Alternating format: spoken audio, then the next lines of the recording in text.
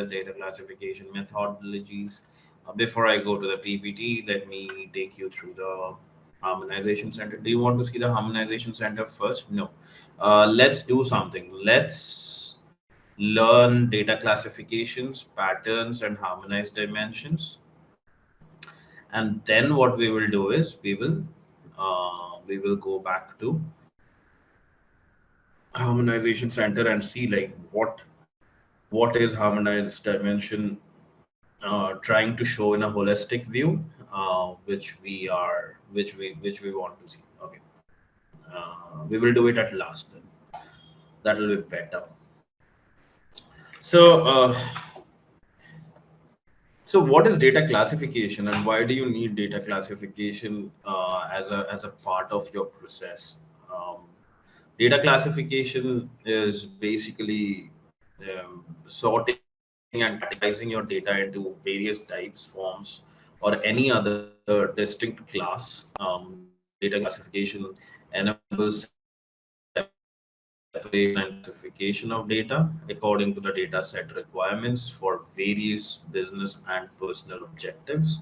For example, classifying campaigns. So I'm sure you guys, this is very self-explanatory, and you guys have seen what is data classification in your day-to-day work as well, whereby you get a set of data. What you do is you go ahead and you receive a source of truth. When I say source of truth, it's nothing but the various um, classification sheets or the taxonomy sheets or um, what else. You receive for various fiscal years, for various months, years. You receive the classification sheet that should hold good. So what is classification? Classification is nothing but separating or bucketing your data so that it makes sense to us. Uh, so if tomorrow I have a data which is in my campaign name or media by name, and I see it like with delimiters. So that's how data classification works, by bucketing your data into the various buckets which are very essential for us and which we want to see as part of the process. So data classification helps in separating your data and also categorizing your data. So when I say separating your data, your media by your campaign name can be there with delimiters like underscores or pipes or whatever hyphen. And then that doesn't make sense to us. So what we do is we go ahead and look for this SOT, source of truth, whereby we know that what the second position after delimiter is country, third position is country code, fourth position is device type, so on and so forth. So the classifying this data and bucketing them is called data classification. So that all these values after delimiters and stuff, that makes sense to us. That makes not only sense, but also that helps us with like the various harmonized dimensions that we receive, or harmonized dimensions or calculated dimensions that we receive, so that we can go ahead and use our dimensions with respect to the measurements, and they do help us make more sense, right? So, having said that, classifying campaigns by advertisers who are running them is pretty much something that we have seen. We have advertiser column in our search data. We have advertiser column in our display data as well, DFA. So, what do we see? We see that the campaigns have many names. Can someone tell me how a search campaign? What is the hierarchy of a campaign from account till creative? Campaign under that ad group, keywords come Right. separately, and ads. Correct. Correct. Perfect. So yeah, so as you mentioned, we have account, we have the various campaigns, ad groups, and then we have the various keywords and ads, right? So this entire hierarchy is essential while you create your campaigns or while you segregate your campaigns. And just to take a step back, why do we bifurcate things into separate campaigns and then separate ad groups? Because if you have a, like if you consider an e-commerce business, you will find that there are multiple categories that come in, right? So you have shoes, you have clothing, you have electronics, you have uh, whatnot. So you have decoratives, you have gifting items. So when these everything come into Datorama, when all these things a client brings in, and you being an agency, you want to categorize it. So first thing is you want to separate out the all the LOBs or line of businesses, and then create campaigns accordingly. So why do we need to segregate campaigns? Because we can keep everything under one campaign, right? But we do want to track the campaign performances. We want to track how the campaign performs, and that's why we classify the entire data. Then why do we do it in various ad groups? Because under each category we have various subcategories, right? So if it is a footwear, if it is my category, then I have the various ad groups which deal with, say, um, I don't know, like, with flip flops, with party wear shoes, with ethnic shoes, and all those things, right? So all these are the separate ad groups that remains beneath the, and they have the separate creatives even, right? So these are the separate things that come under the separate buckets. And now coming a step forward again, so then when you have segregated campaigns, and you want to roll it up to your advertiser, there comes your data classifications in place. So campaigns can be of many names, but if I want to roll it up to the advertiser level, you will see that advertiser will be, like, there can be 200 campaigns, but your advertiser is the same, right? Or advertiser can be maximum of two or three advertisers that you have. So what do you like? This is a campaign advertiser relationship that we are trying to classify, but you will see the various types of classification that you need to do in your life, and roll it up to a separate entity altogether. The other day we saw with, I guess with parent child, we saw that you have,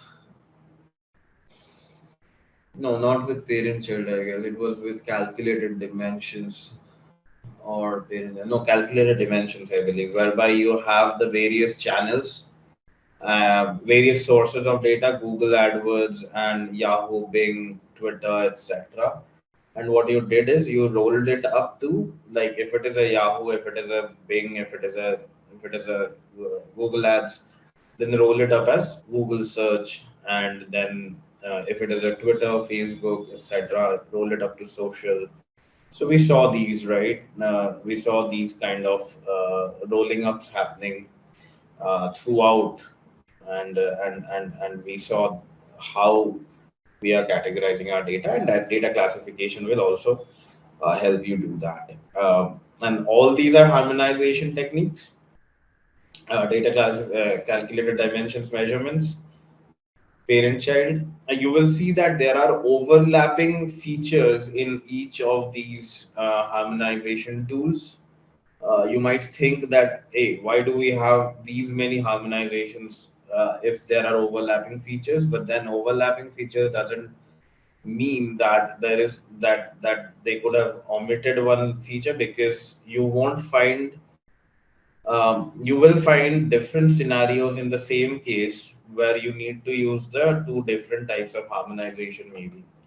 So, in case even you feel that there are overlapping features between two or three harmonizations that are available with Datorama, like hold back to your seat, because you are going to face situations whereby all these individual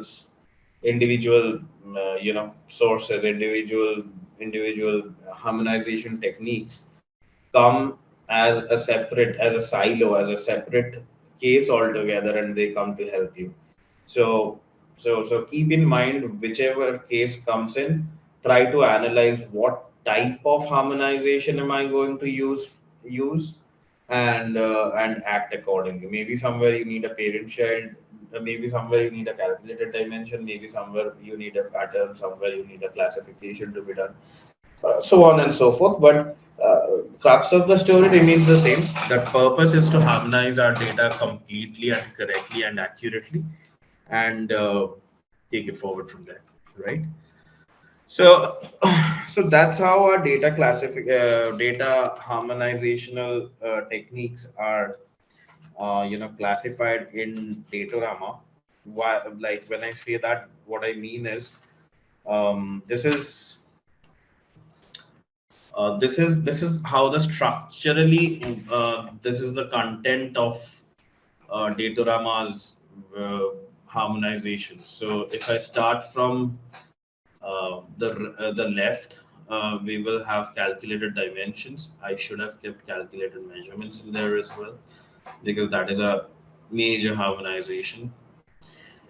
And we have learned logical conditions, where we have to use logical conditions to harmonize, and then the transformation rules will take it up. It's very small topic, so let me cover the grave topics first, and then, like, tomorrow, once we are in, tomorrow we will all do all these small topics, and we will see how it works. um Coming to classification sheets, lookup is there, of course, but parent-child, data fusion these days, data fusion is a bit redundant, having patterns and classification at place. So let's not go in there, and let's not. But I'll take up data fusion. Maybe that is another small topic. It's nothing but, like, merging your data, and we'll take it. But the grave ones are parent-child data classification patterns, and then finally re-immersion. These are very important topics, along with calculated dimensions and measurements, and logical conditions. So these are some of the very important topics, that all, like, all these are present in the system to provide you with correct and accurate data, but you need to know how to use, where to use, why to use these in separate cases. Okay, so that's how structurally it looks like. And before we go off to patterns, we will start with patterns, but let's see a slide on data classification. Basically, the option data classification, not the theoretically data classification. We now know that what is theoretically data classification is, but as an option of harmonization, data classification is present as a tab in Datorama. What we do is, data classification allows us to classify our data without using a single line of code. Correct. Now, if it is, and all these things that we will learn is with respect to dimensions. Okay, nothing to do with measurements. So in the earlier slide, we didn't keep calculated measurement, because all the factors that you see over there are pertaining to the dimensions and not measurements. Calculated measurement, why I said should be there, because it is also an important tool, but that's for measurements. Baki rest of all these things are for dimensions, right? So the option data classification that we have in Datorama allows us to classify our data without using a single line of code. This is the most important part. Previously we saw, right, while rolling up our data, we used if function.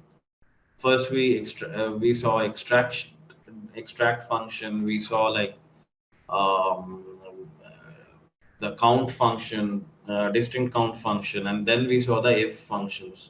So when we were trying to do a roll up in that case, what we used was if this is this, then do this. If this is this, then do this, and then finally an else statement to support everything. But so someone, by the way, when I'm here, let me tell that the code that we use in Datorama is Java. The format that you see, so always align to the Java syntax whenever you're writing your formulas. So data classification allows you to classify your data without using a single line of code. Okay, empowering you to easily accomplish tasks that would have previously been done through classification tools like calculated dimensions or VLOOKUP. Okay, so for example, if you need to classify your data by subject area, news, sports, etc., just upload a classification file and you're set to go. A client provides with a separate classification file where each row is assigned to a classification. I guess you guys are used to it to receive the classification sheets from clients, whereby he has bucketed. So data classification basically helps us to do this without using any lines of code.